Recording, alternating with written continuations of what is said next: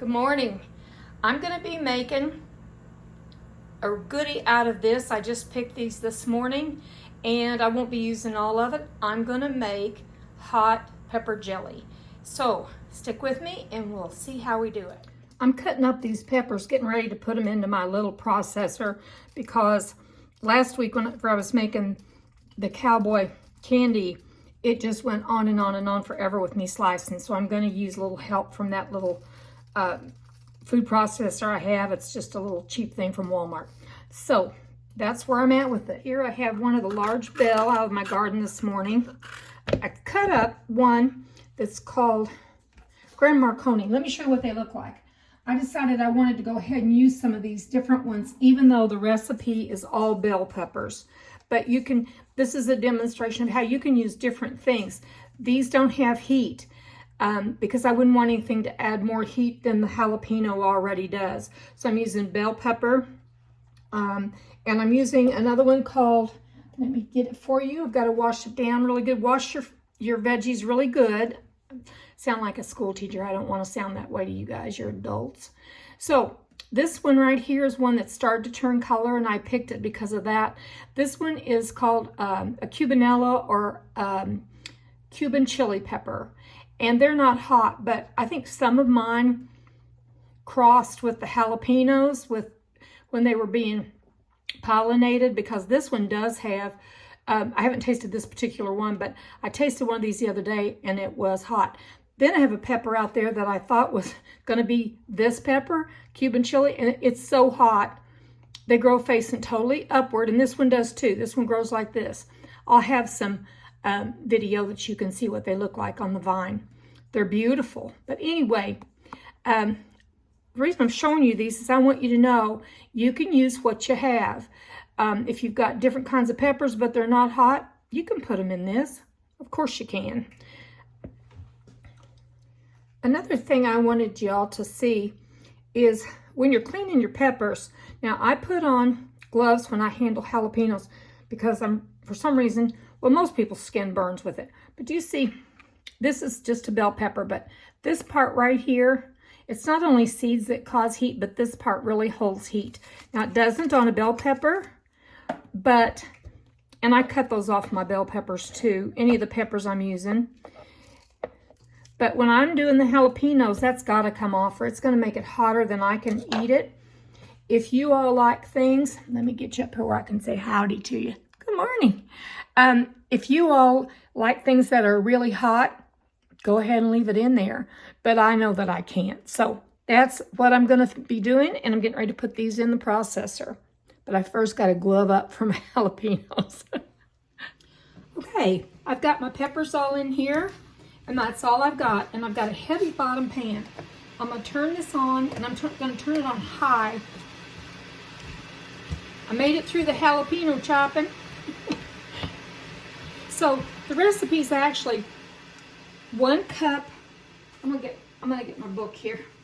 I wrote this down. I keep a journal of my garden, and I also write down some of my recipes. So I've got, you need 3 bell peppers, and it actually says a yellow, a red, and a green, which would be gorgeous in the jar, but I've just got kind of a little mix of that in there where mine had started to turn. A 1/4 cup of finely chopped jalapeno. The others you can just do kind of a rough chop. You can see what this looks like here. You might get yours a lot more uniform than I did. And then you have, to that, you need a packet of Sure Gel, or like this pectin, a 1.75 ounce. You'll need 5 cups of sugar. I've got that ready to go. And here in my canner, I've got 6 8-ounce jars. Well, actually, I didn't have that many, so I've got 4 4-ounce jars, and then 4 of the other. We'll see how that turns out. Well, I don't think I'll need any more for sure. So you're supposed to put in a saucepan on medium to high heat. So that's where I've got it. And you stir in the vinegar and the pectin. And once that comes to a boil, you just keep stirring it constantly.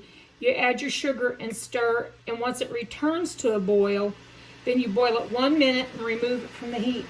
That sounds pretty easy, doesn't it? Sounds easy to me anyway. I've never made this. I just thought I've got so many peppers coming in, I wanted to use them other than just freezing them. So, we're headed in the right direction here. Just need to add the vinegar and the pectin. Now, it calls for, this is a cup of apple cider vinegar, and it's like the real, like it's got the mother floating around in it, some of it, and that's okay.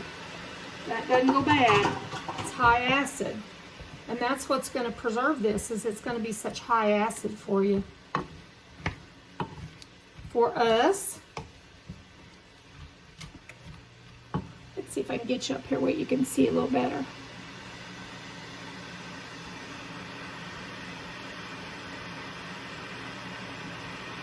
That might be a little bit better. I'll get the pectin here.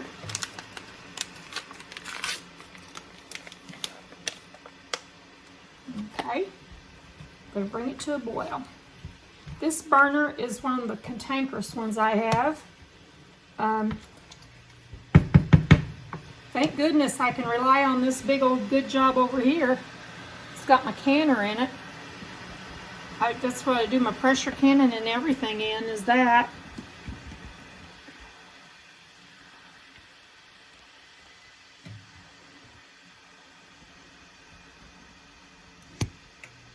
There we go.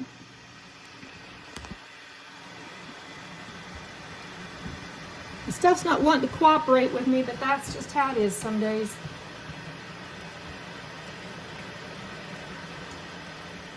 Now, that was a 4th cup of jalapeno, and I might have gone a little bit over. I had more out than I thought that I would need. So I'm going to have to do some freezing with that.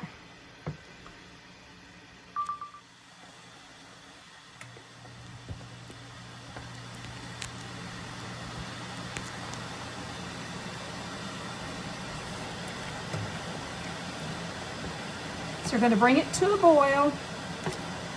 You really want it to come to a good boil. Stir it constantly, and then I'll add the sugar, and then we'll bring it back to a boil and stir it about a minute and take it off.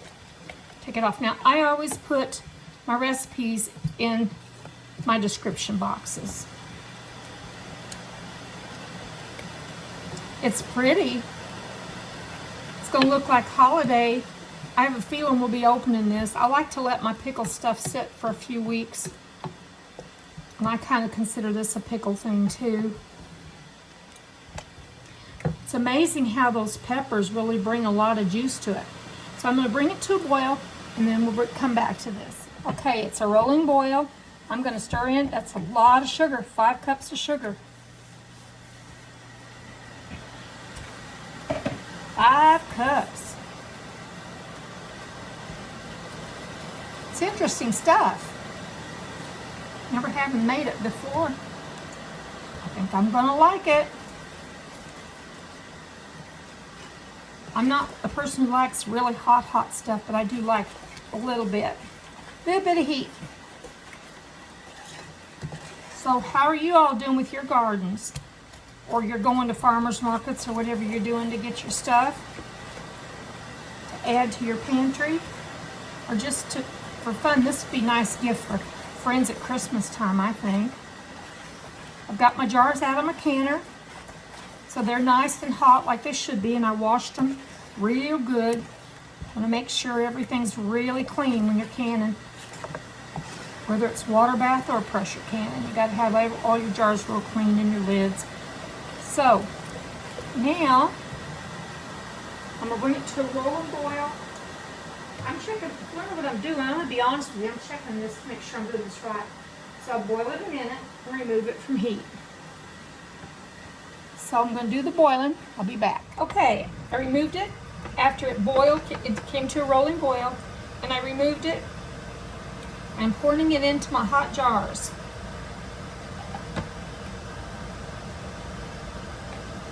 You want to leave about a 1/2 inch headspace. So a little teeny bit more.